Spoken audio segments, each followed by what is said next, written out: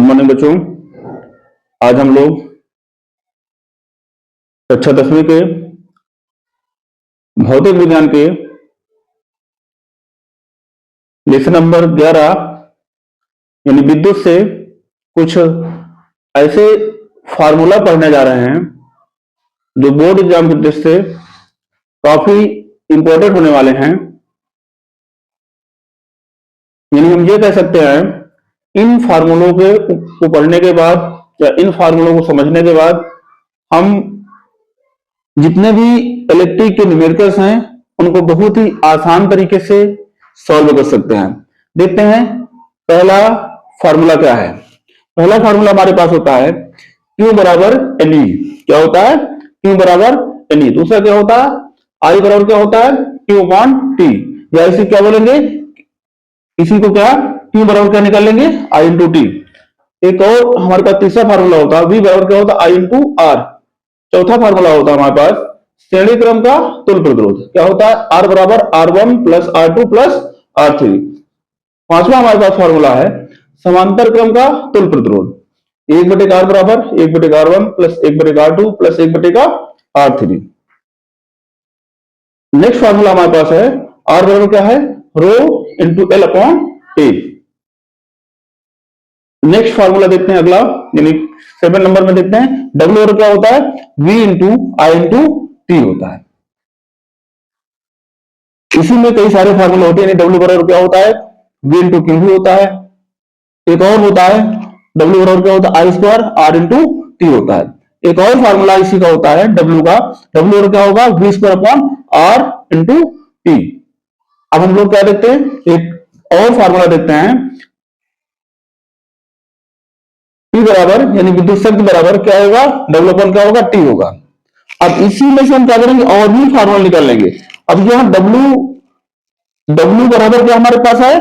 पहले में क्या W बराबर हमारे पास V I इंटू टी। अगर इस W को क्या रख देंगे? V I इंटू टी रख देंगे, टी से टी क्या हो जाएगा? कट जाएगा, तो क्या बचेगा हमारे पास? VI। यानी क्या P बराबर एक फार्मूला निकल गया VI। इसी प्रकार हम क्या करेंगे, इस वाले फार्मूले देखते हैं क्या है? V स्क्वायर बटेगा R इंटू टी। तो इस W को रख देंगे V स्क्वायर बटेगा R इंटू टी। तो क्या होगा? इस टी से टी क्या हो जाएगा? कट जाएगा, तो बचेगा V स्क्वायर अपॉन क्या बचेगा? R बचेगा। एक और लास्ट में देखते हैं P बराबर क्या हमारे पास? आई स्क्वायर इंटू आर है। आई स्क्वायर इंटू आर। ये आई स्क्वायर इंटू आर आया कहां से?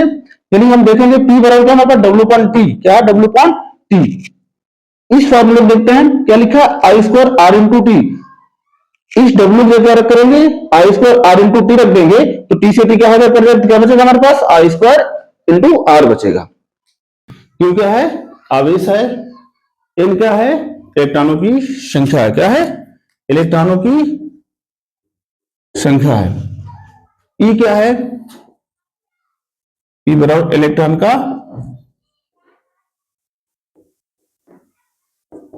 आवेश है। क्या है? इलेक्ट्रॉन का आवेश। यानी E की वैल्यू होती है 106 गुणित 10 माइनस 19 कूलाम। कितना होता है? 19 कूलाम। I क्या है? I विद्युत धारा है। क्या है? I विद्युत धारा है। इसके बाद T क्या है? T समय है। क्या है? समय है। इसके बाद V क्या है? V क्या है? विभवांतर है। क्या है? विभवांतर है। R क्या है? R है प्रतिरोध। क्या है? प्रतिरोध है। क्या है? प्रतिरोध है। इसके बाद क्या बचा? रो बचा। क्या है? रो क्या है? विशिष्ट प्रतिरोध है। क्या है? विशिष्ट प्रतिरोध है। क्या है? विशिष्ट प्रतिरोध है। ये क्या है? ये है अनुप्रस्थ कार्ड का क्षेत्रफल है। क्या है? क्षेत्रफल है। इसके बाद L क्या है? L हमारे पास है, नहीं देख लेते हैं। L क्या है? L है तार की लंबाई। क्या है? L क्या है? तार की लंबाई है। W क्या है? W क्या है? कार्य है। क्या है? W कार्य है। P क्या है? P हमारे पास क्या है? विद्युत, क्या है? विद्युत शक्ति है। क्या है? विद्युत शक्ति है। इलेक्ट्रिक के न्यूमेरिकल पढ़ने से पहले हमें सारे फॉर्मूलों की जानकारी सही से होनी चाहिए। प्लस तक हम मात्रक और फॉर्मूला नहीं जानेंगे तब तक हम फिजिक्स के न्यूमेरिकलों को आसानी से सॉल्व नहीं कर पाएंगे। इन फॉर्मूलों की सहायता से हम इलेक्ट्रिक के सभी न्यूमेरिकल्स को बहुत ही आसान तरीके से हल करने वाले हैं। देखते हैं क्वेश्चन नंबर फर्स्ट। पहला सवाल हमारे पास एक चालक में 1.6 एम्पीयर की धारा प्रवाहित हो रही है। प्रति सेकंड प्रवाहित होने वाले इलेक्ट्रॉनों की संख्या ज्ञात कीजिए। क्या है? क्वेश्चन नंबर 1 है, एक चालक में 1.6 एम्पीयर की धारा प्रवाहित हो रही है, प्रति सेकंड चालक में गुजरने वाले इलेक्ट्रॉनों की संख्या क्या होगी। देखते हैं कितना सेकंड, यानी हमारे पास दिया है 1.6 एम्पीयर। क्या दिया है? 1.6 एम्पीयर। एम्पीयर क्या है? किसका मात्रक होता है? विद्युत धारा का। किसका मात्रक को विद्युत धारा कैसे व्यक्त करते हैं? आई से व्यक्त करते हैं। तो आई बराबर हमारे पास क्या जाएगा? 1.6 एम्पीयर। क्या आ जाएगा? 1.6 एम्पीयर। कह रहा प्रति सेकंड। कितना सेकंड? प्रति सेकंड। यानी टी बराबर क्या है? 1 सेकंड। कितना सेकंड? टी बराबर कितना दिया? 1 सेकंड में। कितने सेकंड में? टी बराबर 1 सेकंड में प्रवाहित होने वाले इलेक्ट्रॉनों की संख्या, यानी इलेक्ट्रॉन संख्या क्या होती है? एन होता है। इलेक्ट्रॉन संख्या सिंबल क्या होता है? N is equal to what. क्या होता है? N is equal to what. देखते हैं हमारे पास एक फॉर्मूला होता है क्यू बराबर एन ई। क्या होता है? क्यू बराबर एन ई।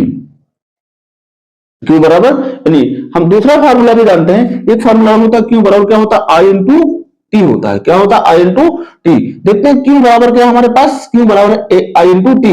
इस क्यू के स्थान पर क्या रख दें? आई इंटू टी रख देंगे। क्या रख देंगे? आई इंटू टी बराबर क्या आ जाएगा? एन ई आ जाएगा। क्या आ जाएगा? एन ई आ जाएगा।